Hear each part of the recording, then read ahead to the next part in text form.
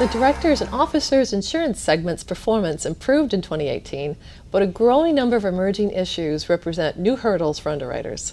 Here to discuss the market is Sridhar Manyem, Director of Industry Research and Analytics, and Sam Hanig, Senior Industry Analyst.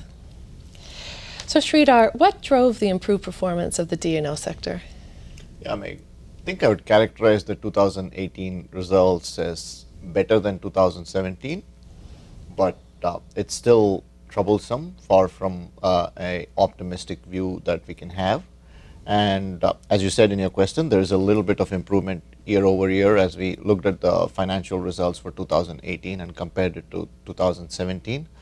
There was a 3.4 points of improvement in direct loss ratio over the 2 years, and but it's still well above the historic average loss ratio of close to 50% or 50 points or so. So it's still in the 70s, still probably not where the carriers want it to be.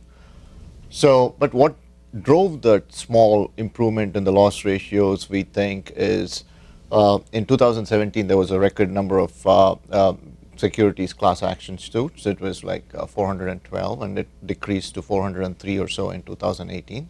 Still very high, and still every publicly traded company is very susceptible to these D&O lawsuits, but a little bit of drop from the previous year.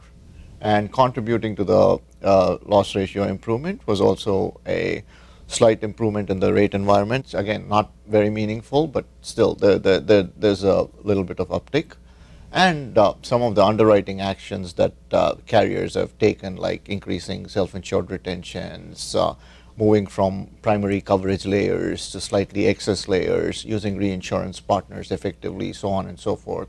And that has essentially drove a little bit of improvement. But we think underwriters still have to wait for more clarity on emerging issues, more rate, and better underwriting before they can open their champagne bottles and celebrate this improvement. So Sam, are insurers getting the rates they need? In general, insurers have recognized rate need recently. In every quarter in 2018 and 7 straight quarters going back to 2017, the Council of Insurance Agents and Brokers is reporting that on average, D&O writers are taking rates. In particular, they took materially more rate in 2018 compared to 2017, so there is a recognition of these emerging issues, and we need to do something about it. Not only that, but when the Council looks at the constituent companies and asks, what is your specific rate situation, like what change did you experience?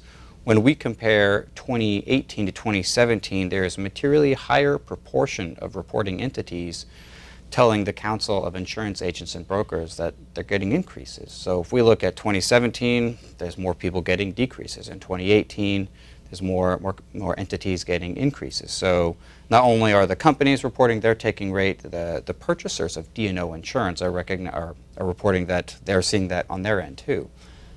Whether that's going to be adequate for the future environment is going to be difficult to predict, but the D&O writers are recognizing that they have rate need and are taking action for it.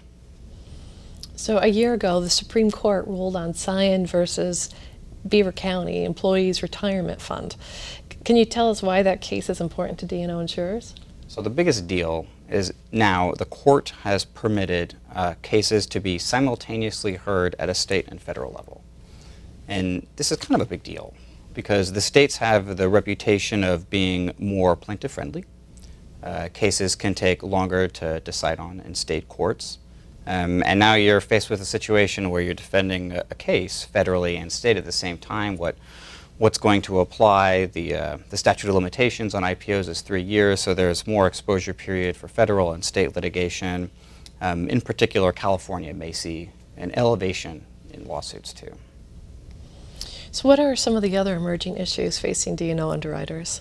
Yeah, I think Sam did a good job about illustrating the impact of Scion versus Beaverfield. And what it's going to do to the frequency is it is going to have an adverse effect, but how much more adverse effect is still unknown. So insurers will have to start factoring these kind of increased defense costs into their pricing. The other disturbing trend that we see is the litigation financing as an asset class emerging, where there's plenty of investment funds that are allocating some money towards litigation, and these funds, their essential objective is to go around looking for cases to file. And this is definitely going to I mean, whether those cases have merit or not, the insurers have to start contributing towards the defense cost containment expenses. So therefore, that aspect of loss ratio is definitely going to increase. And we don't know whether this is a sustained trend, this litigation financing as an asset class, if it's just a flavor of the time, or is it going to be a permanent asset class in the future. But for now, it's definitely a troublesome trend that's going to cause increases in frequency.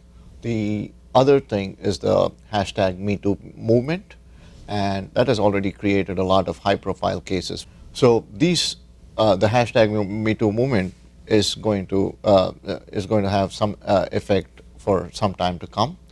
And the third, the biggest thing that we have is the loss creep from cyber. As companies start utilizing more of these IoT devices and big data for their companies' analytic purposes, the use of the data, the way they use it, the disclosure of a company's cyber posture, all of these will be examined very closely. And the M&O, the merger lawsuit activity is still another trend that's going to go on. So there's plenty of issues in terms of underwriting that companies have to deal with, and a lot of companies are taking actions by employing machine learning and predictive modeling techniques in order to price and risk select their D&O. While the innovative techniques and the automation is important, it's also important that the companies that are successful are hiring underwriters who have unique experience in particular domain, whether it be healthcare, technology, public company, private company, nonprofit. So they are hiring underwriters with deep expertise that complement these machine learning and predictive modeling techniques in order to make sure that they are risk selecting properly and pricing properly, partnering with the reinsurance partners so that they can have a loss ratio that is appropriate for their capital that they're allocating to this particular line. To view a copy of the full report, visit ambest.com. For AM Best TV, I'm Meg Green.